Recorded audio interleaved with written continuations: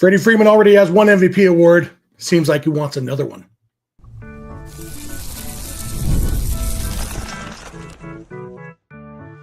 You are Locked On Dodgers, your daily Los Angeles Dodgers podcast. Part of the Locked On Podcast Network, your team every day. Hey, Dodger fans, this is Locked On Dodgers, part of the Locked On Podcast Network, your team every day. Thanks to our everydayers for making Locked On Dodgers your first listen every weekday morning. And thanks to those of you who are with us live here on Wednesday evening. Remember, this show is free and available on all podcast platforms and on YouTube simply by searching for Locked On Dodgers. So please subscribe wherever you're watching or listening right now. If this is your first time with us, that's Vince Samperio. I'm Jeff Snider. We're both lifelong Dodger fans, just like most of you. We've also both spent time covering the Dodgers in the press box and the locker room, so we bring you the smart fans' perspective on our boys in blue every weekday morning. This episode is brought to you by FanDuel. Right now, new customers can get $200 in bonus bets when your first $5 bet wins. The Dodgers won on Wednesday, winning the series against the Marlins, winning the season series 5-1. This series 2-1. Landon Knack had his first stellar start of the season. We'll talk about that in the third segment. Matt Sauer added to the roster at the very last minute, ended up getting a 4-inning save and looked really, really good. We'll talk about that in the second segment. But first, we're talking about Freddie Freeman because Freddie Freeman, obviously Freddie Freeman comes up in most of our episodes, Vince, but we haven't really done a Freddie Freeman segment. And it's like, I think we both looked and said, he's batting .362 with an 1148 OPS. I guess it's probably time we dedicate a segment to this dude. Yeah, and instead of talking about Michael Conforto and grounding into plays, let's talk about some good stuff. Let's talk about Freddie Freeman. It's been a full week now since Michael Conforto has grounded into a double play. I'll have you all know. There we go. So baby steps. But yeah, I mean, Freddie Freeman has been on a tear. I mean, overall, obviously the numbers on the season are great, but you look at the last week for sure, and it's a 483, a 966 slug, 516 on base, 4 homers, 14 RBI, 6 runs scored, just 3 strikeouts. Like, he is tearing the cover off the ball. It was helpful that they've played the Marlins a lot, and he's always done well against the Marlins for whatever reason, which, ultimately doesn't matter because players change. But, yeah, I mean, he's been a guy that's been more valuable than Ohtani right now at this point for the Dodgers. Yeah, and Ohtani's not having a bad season. His OPS is over 1,000 too. It's just Freddie's just been on a tear. And the crazy thing is the other day when they were playing the Braves, and at some point I was in the car going to pick up my son, so I was listening to the Braves broadcast on the radio, and Joe Simpson said that he had been talking to Freddie before the game about his ankle, and Freddie told him he's about 80%. Like, Freddie's doing this on a bad ankle, a surgically repaired ankle that is still not 100%. And obviously, speed's not a huge part of Freddie's game, but you know what? Hitting involves your legs a whole lot, and it was his right ankle, right? And so it's his landing foot. Like, there's so much that goes on with your front foot when you're hitting. Like, it's crazy that he's doing this on a not 100% ankle. And just one of the things I thought about, I mentioned this once or twice leading into the season. During the offseason, Freddie had that huge power surge in the World Series. And it seemed like something unlocked for him, like almost a new swing, because that we found it after the fact that he had the rib issue too, and that home run, the grand slam off Nestor Cortez, it was a pitch that normally Freddie wouldn't have turned on and hit out, but because the adjustments he had to make because of the ribs, ended up being in his go zone, as Tim Neverett would call it, even though the Yankees just didn't know that. And I wondered out loud a few times, like, I wonder if this might unlock something for Freddie, just remembering, oh yeah, I'm a gigantic, strong man. I can hit a home run when I want to. And he didn't hit a home run today, but he's almost a guy. He's such a good hitter that it seems like he can just say, all right, well, this time I'm going to go ahead and hit it as far as I can. I'm going to hit a home run now. Cause he's on pace for close to 40 home runs, and that's not Freddie's game really. He is a doubles guy, but he's got that power. Yeah. I mean, they always talked about Ichiro back in the day of if Ichiro really wanted to, he could have been a 30 homer guy, but he didn't. He wanted to get base hits and get on base and all that type of stuff. And Freddie, I forget where he was talking at one point this season, and they mentioned hitting over 300 for your career. I think it might have been with Chris Rose, and how important is that to you? And Freddie did mention that that's pretty important to him. obviously team success, everything, he said all the cliche answers, but he did mention that, that's something that he looks at, he thinks about, and, kind of solidifies you as somebody that's really, really good at baseball. And, he's continuing to do that right now, but he's also doing it with power. And, you go to his Baseball Savant page and it's, red all over.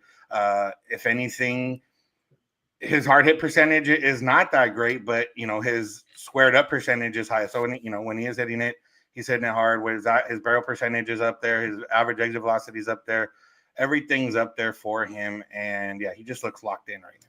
Yeah, and part of Freddie's game is that he doesn't have to hit the ball hard. He had that his first hit today, I assume, wasn't hit extremely hard. Or his second hit, I guess. Yeah, his RBI single, it was 76 miles an hour, but it was expected batting average 800 because that's Freddie Freeman's game. I know where to put the ball. That's what they used to say about Tony Gwynn. It's like, just put the ball wherever you want. And that was a very Tony Gwynn kind of hit there.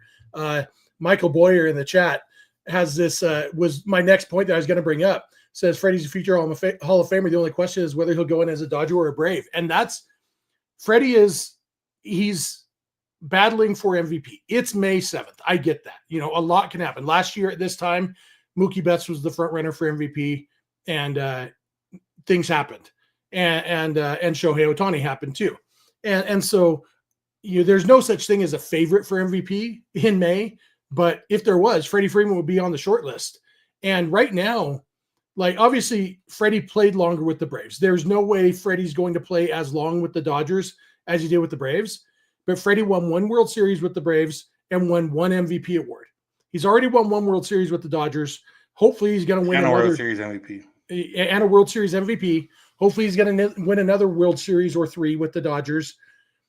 And if he throws in an MVP award, at that point it'll be like, well, do we put him in the Hall of Fame in a Braves hat because he played there longer? Or do we put him where he had the best years of his career? Because, like, the Freddie we've seen, as good as Freddie Freeman was, and we were so excited when the Dodgers signed Freddie Freeman because he is a very good baseball player, I think he's been better with the Dodgers than he was with the Braves. Yeah, he only has one career 200-hit season. That was with the Dodgers. He also has a 199-hit season. That was also with the Dodgers. I mean, the highest he got in terms of hits with the Braves was 191. He's had really good years. I mean, in 2023, 29 homers, 102 RBIs, 331 average, 977 OPS. Like, that was the highest OPS, second highest OPS in a full season that he's had. Like, he's been really good with the Dodgers.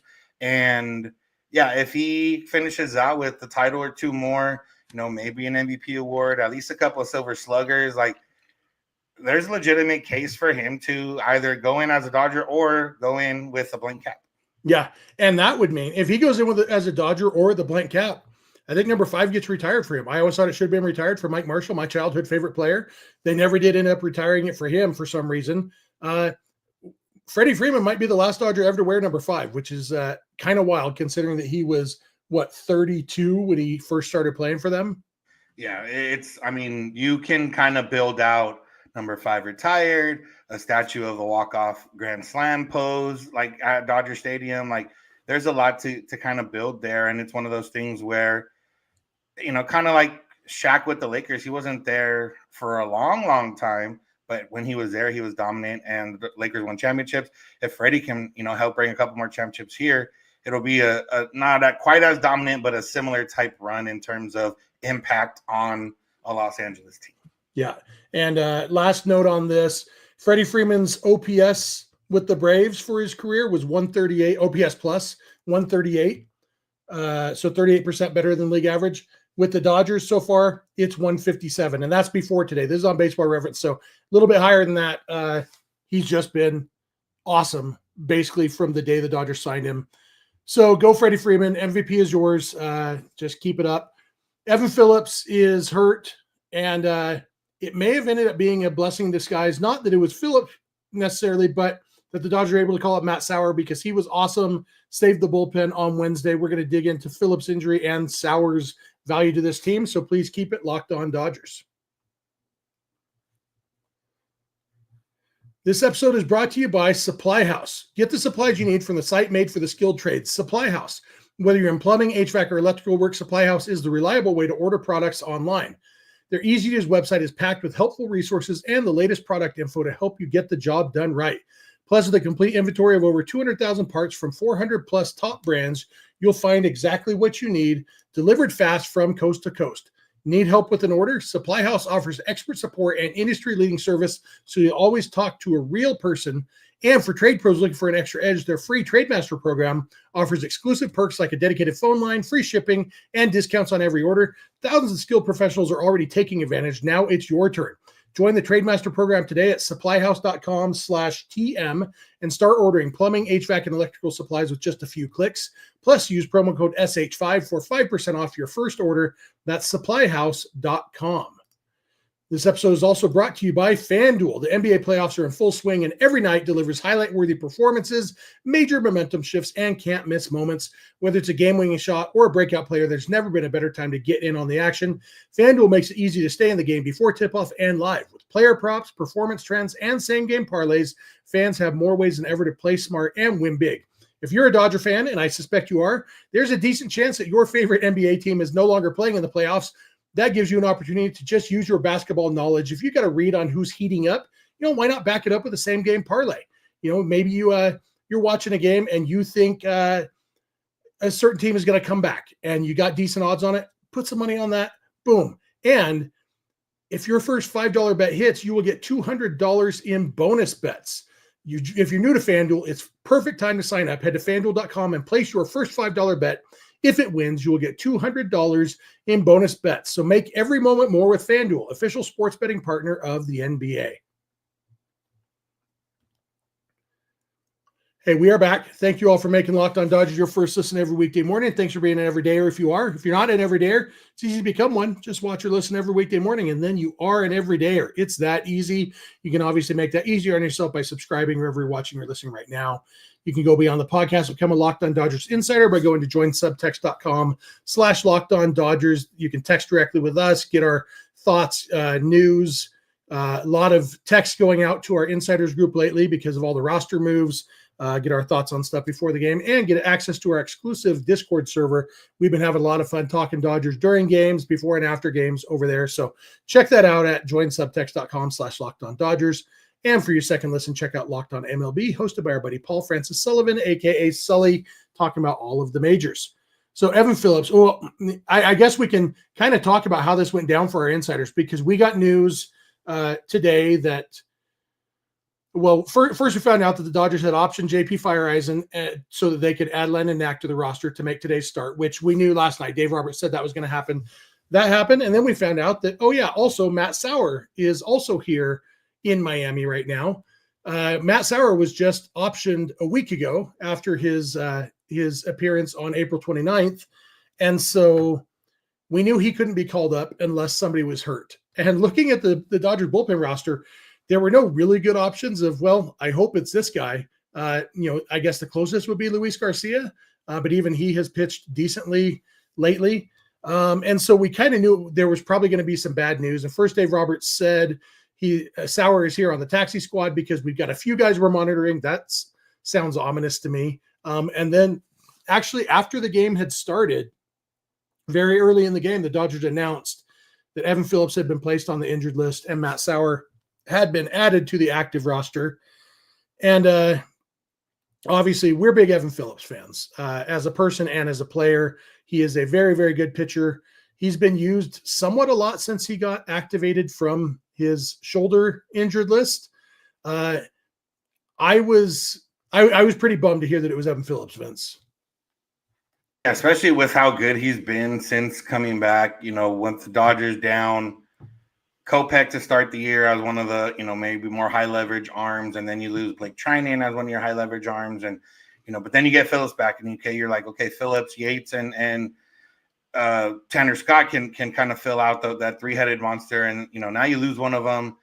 It helped in the short term, obviously, in this game because Matt Sauer was able to come up and save the bullpen, and the Dodgers got by with only using two pitchers. But it going into a big weekend series, 4-game series with the D-backs, where you're probably going to have to pick and choose how and when you use guys. Losing Evan Phillips is huge, and you're hoping that it's not a long-term play because that would make it even tougher for the Dodgers. And then that opens up a lot more questions, and we'll probably get to that if they tell us exactly what's going on or what happened, or if it, becomes determined that he's going to be out for a while. Yeah.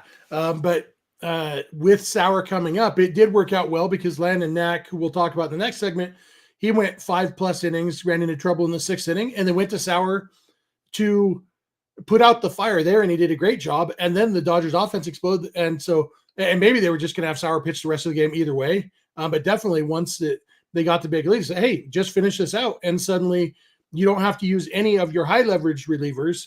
And Sauer actually got through those 4 innings on just 42 pitches. And so very efficient and looked really good. Like this stuff, it plays really well. His ERA is down to 1.69 now. His FIP is way down there too. So it's not like he's getting lucky. He has been very, very good. He even had more strikeouts today, 4 strikeouts in 4 innings. So that hadn't been a big part of his previous game, but he is a guy who is an actual asset in the bullpen.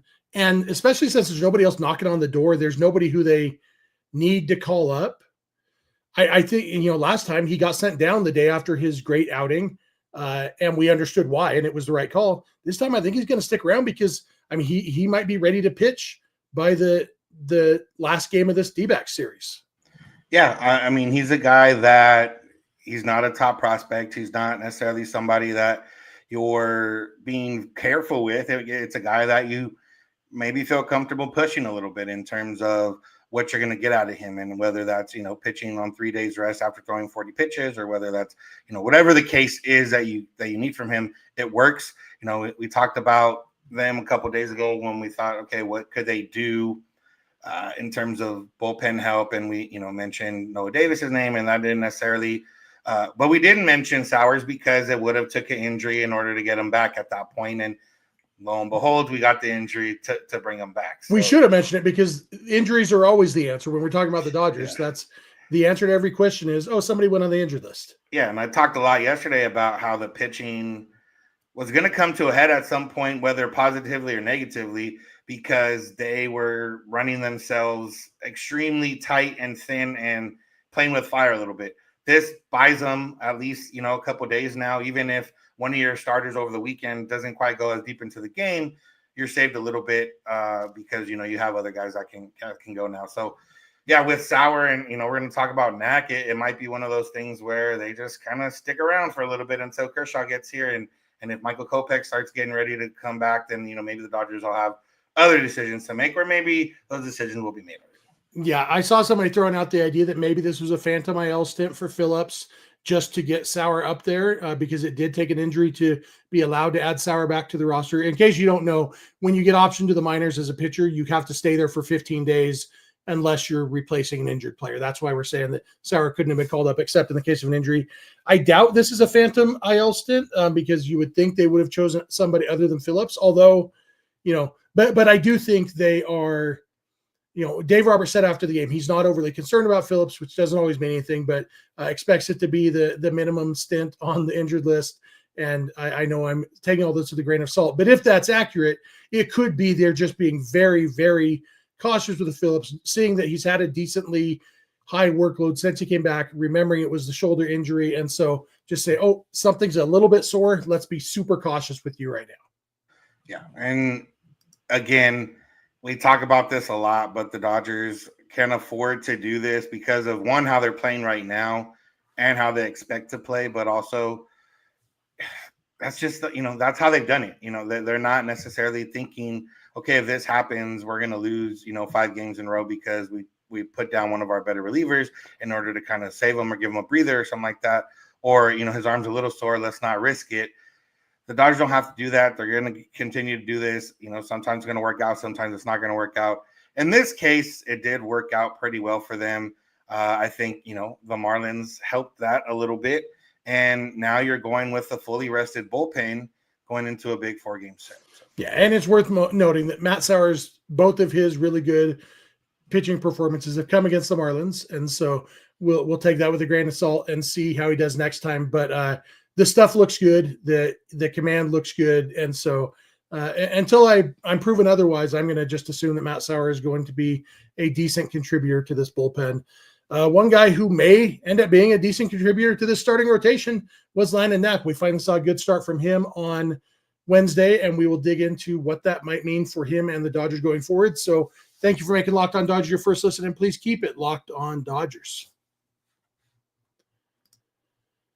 This episode is brought to you by Wonderful Pistachios. Are you looking for a snack that's both delicious and nutritious? Crack into a good source of protein with Wonderful Pistachios. My son has another baseball tournament this weekend, this time up in Idaho. I'm already looking forward to watching him play while munching on some delicious no-shell honey-roasted pistachios from Wonderful Pistachios. Wonderful Pistachios is one of the highest protein nuts. Each 1 ounce serving has 6 grams of protein, giving you over 10% of your daily value. Plus, they're packed with fiber and better-for-you unsaturated fats to help keep you feeling fuller longer. Maybe you prefer your pistachios in the shells. Well, they got you covered there too with their in-shell options. For me, I don't like to touch food with my hands, especially if it's got flavoring on it. So I like the no-shell, so I can just pour a few straight into my mouth and eat them that way. Wonderful Pistachios is a complete protein, providing all 9 essential amino acids. These little green wonders pack a protein punch, so whether you're running between meetings or dropping off the kids, Wonderful Pistachios is the snack that works as hard as you do. So get snacking and get cracking with a snack that packs a protein punch. Visit Wonderful Pistachios to learn more. We are back. Thank you again for making Locked On Dodgers your first listen. Thanks for being an everydayer. Thanks for being a Locked On Dodgers insider. If you're not an insider, you should go to joinsubtext.com/LockedOnDodgers. It's just a few bucks a month, free 14-day trial, ton of perks, including access to our Discord server, which is hopping with really smart Dodger fans talking during the game. Not a lot of knee-jerk reactions and whining and stuff. It's just good, passionate Dodger fans talking about the team we love. So be sure to check that out. And so Landon Knack pitched. Wait, how do you eat chips? Like Doritos? Yeah. Same way. I open the bag and just pour a few into my mouth. Man, anybody listening on what is it, Spotify that has, or Amazon Music has an ad-free version, they're going to think that was just a random question because I mentioned eating pistachios during the ad read. But anything Doritos especially. I'll open the bag and fries with a fork. I absolutely eat fries with a fork. Yeah. I eat pizza with a fork. If I'm at home, and this is off topic, people, but this is our podcast. If I'm at home, so I can stand up and wash my hands as soon as I'm done eating, I'm a little bit more flexible. But if I'm like out at a baseball game, no way I'm going to be touching chips or pistachios with my hands when I don't have easy access to wash my hands afterwards. So, got it. All right, now that we covered Jeff Snider's neuroses, let's talk about the Los Angeles Dodgers. Landon Knack went 5+ innings. It was kind of funny because on the pregame show, they mentioned they were aiming for about 70 pitches. And I was talking with my brother before the game, and I'm like, it must be because they're thinking that's about how far he will get before the third time through the order. And I think they were probably hoping for a big-ish lead. But the fact is, it was 1-0 Dodgers at that point. And he happened to hit exactly 70 pitches, exactly twice through the order at the end of 5 innings. And so I texted my brother, they got to bring him back up for the 6th. They just, he's pitching well and they need a little bit of length from him. And they did bring him back out and they didn't work out. Both guys that he faced in the 6th inning got on base and Matt Sauer had to come in and put out the fire.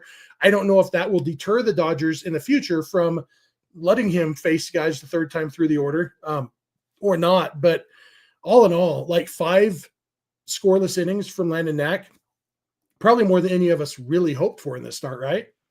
Yeah, I mean, we didn't know going into the day if he was going to actually start or be with an opener. And I feel like with an opener, they're more likely to pull him earlier rather than later for whatever reason. Just, I feel like openers get a lot of 4 1/3, 4 2/3 rather than the full 5 innings sometimes.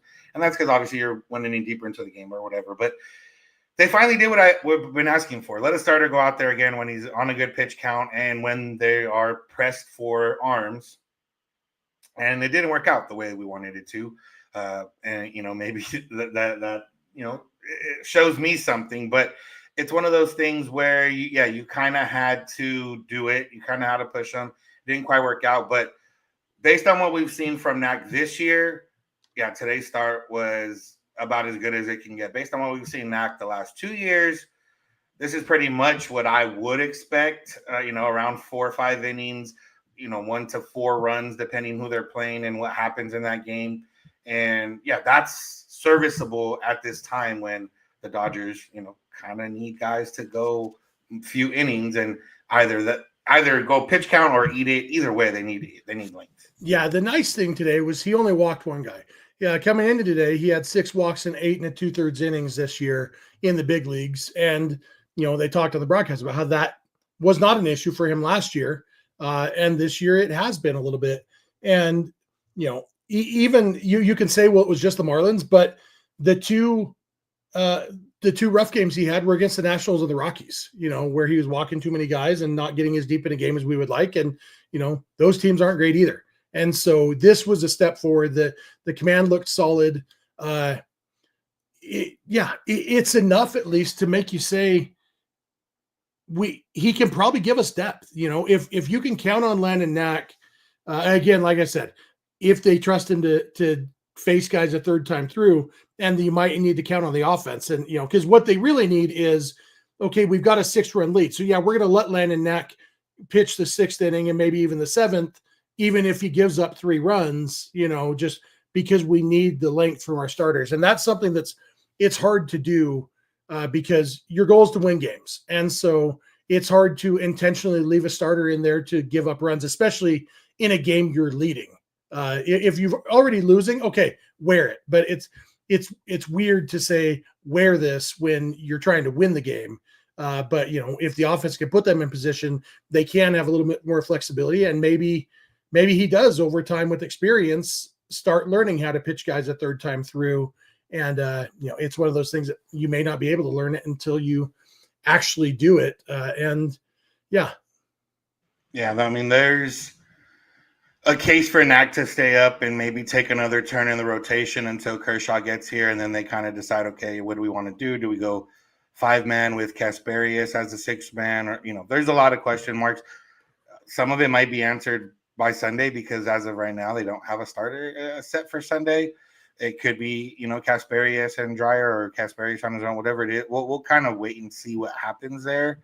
But yeah, I mean, for Knack at this point, you're in a point where you need a 6-man rotation. Bobby Miller, his struggles continue down there in the minors. It's one of those where Bobby Miller can probably give you 6 innings every time out because he's efficient at giving up runs, which is not necessarily a good thing. But, Robleski hasn't necessarily shown anything. I think Knack's a guy that is at least consistent enough to keep around or think about. And, they do have to start thinking about the options, how many times they're going to bring him up and down the rest of the year, and it might be one where you just kind of keep him up this time. Yeah, another guy we had talked about in the Discord server is Nick Frasso, who is on the 40-man roster, is a starter, but he hasn't been great in AAA, and his strikeout rate is way down, which is weird because strikeouts were his thing, and so he's definitely not at a point where they're going to think about promoting him to the big leagues. And so Landon Knack might be the answer by default right now. And like you mentioned in the last segment, you do have Clayton Kershaw coming back. He's making what's probably his last rehab start on Sunday. My math says he's eligible to come off the IL on the 17th. All the reporters are saying the 18th, whichever one it is. That's 10 or 11 days from now. And so he'll make his last rehab start. And then the next weekend, either Saturday or Sunday, he'll be eligible to come off during that series against the Angels. And so then at that point he's back, and then they can, Landon Knack will have made another start by then. And you can decide then, okay, do we want to shift Casparius back to a long relief role where he was thriving and keep Landon Knack in the rotation for now? Or do we send Knack back to the minors, keep Casparius here? You have options then. And Kershaw doesn't need to come in and be the ace. He can come in and, give them Kershaw's going to be built up. And we've talked about that a few times, that, the benefit of him being on the 60-day IL when he didn't necessarily need to be is that Kershaw is going to be ready to come throw 9,500 pitches from day one. He's not going to need a piggybacker. And so, hopefully he won't have anywhere it starts. Hopefully he'll pitch well too, but he can definitely give them length. And so they can just slot him into that 6th spot in the rotation and decide if it's Knack or Casparius that he's replacing, or Dustin May, depending on how May progresses in his next start or two, see where things are going there. And obviously the big looming specter over all of this conversation is, but which Dodgers starter is going to get hurt between now and then? And hopefully the answer is none of them. And, Tyler Glasnow and Blake Snell are both going to start throwing on Friday, playing catch. And so then we'll get a better idea when those guys might be expected back. We won't have a really great idea, but, we'll start to get some rumblings, and, fingers crossed, maybe eventually we may get to that point that we were hoping for, where the Dodgers actually have to make some hard decisions about which of their capable starters they're going to keep in the rotation. Yeah, I just wanted at least one. So what was the year? Who they have in the outfield? Carl Crawford, Andre Ethier, Matt Kemp, Yasiel Puig. 4 outfielders, and they were all healthy at the same time for like 4 games. Yeah. I wanted a little longer than that, but at least let us taste it, see what it does, and honestly see what they're thinking. And it's one of those where Dustin May kind of has to pick it up a little, because if they ever do get to that point, he'll still be on the roster, but it won't be as a starter. Yeah, and the funny thing is, we might never even know if they do get to that point, because their solution might be, hey, Dustin May, your shoulder's sore, your hip hurts a little bit, you're going on the IL. We may just say, oh, look at that, another injury. So they're not going to won't have to answer this hard question yet right now, and they may not have to answer this question until October if they just keep answering it with, again, not phantom IL. They're not making up injuries, but every guy who can throw the ball 96 miles an hour or harder always has something that hurts at least a little bit. And so we can hope that that's what this was with Evan Phillips, that they're just abundance of caution. And there will be plenty of opportunities for an abundance of caution if they do get to the point where they have too many capable starters, and we can only hope. So, I'm trying to think. So we covered the injured. Oh, the other injured list news. Dave Roberts woke up on Wednesday morning, came to the ballpark, and was much more optimistic about Teoscar Hernández. He said that he expects it to be more like 2 weeks. He had said weeks the day before, and weeks feels like he means many weeks, and technically 2 weeks is weeks. I have an English degree, so I learned that.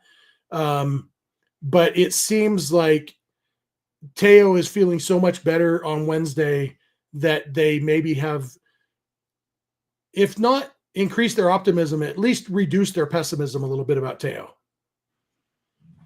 Yeah, I'll believe it when I see it. Yeah, we'll see it. You know what? Andy Paz is playing some great right field. Yeah. I like Paz in right field. We'll see Kim a little longer. Like, it's not the end. And obviously, Teo, his bat in the lineup will always make them a better team. But you know what?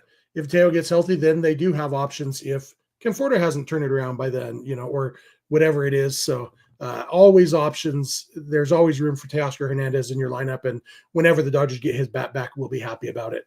And we found out that apparently Austin Barnes' max distance is like 370 feet, because he hit the ball as hard as I think this version of Austin Barnes can, and flew out to the warning track. Yeah, if he was at Yankee Stadium, would have been over. Yeah. And last thing, Freddie Freeman, I meant to mention it.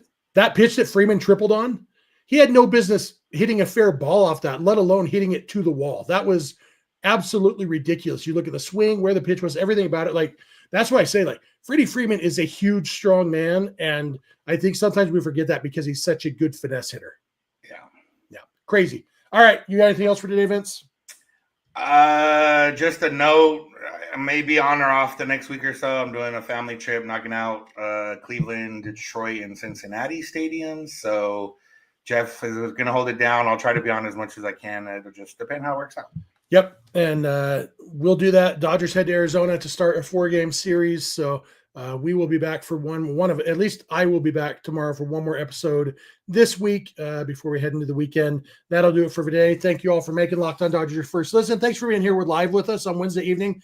A lot of you here live. Good chat going on. We appreciate all of you. Thanks for being an everydayer. If you're not an everydayer, just watch or listen every weekday morning, and then you are an everydayer. And you make that easier by subscribing wherever you're watching or listening right now. You can also check out the new all new Locked On MLB Game Night, where they go through every game. You'll see clips of us talking about the Dodger games and all the other Locked On hosts talking about their games. You can find that on the Locked On MLB YouTube channel and wherever you listen to podcasts. You can go beyond the podcast and become a Locked On Dodgers insider by going to joinsubtext.com/LockedOnDodgers. Again, you get access to our Discord server, which is a lot of fun over there. So check that out. You can follow us on Instagram, Twitter, and TikTok at Locked On Dodgers. Vince is on Twitter at VinceSince91. I'm on Twitter at Snydog, and both of our DMs are open there. You can also email us, lockedondodgers@gmail.com, or send us a voicemail or a text message to 323-863-LOCK, 5625. We are here every weekday morning, and we hope you'll be here with us. When you get in your car or sit on your couch, tell your smart device to play podcast Locked On Dodgers. And remember, you don't have to agree. You just have to listen. We'll talk to you tomorrow. Have a good one.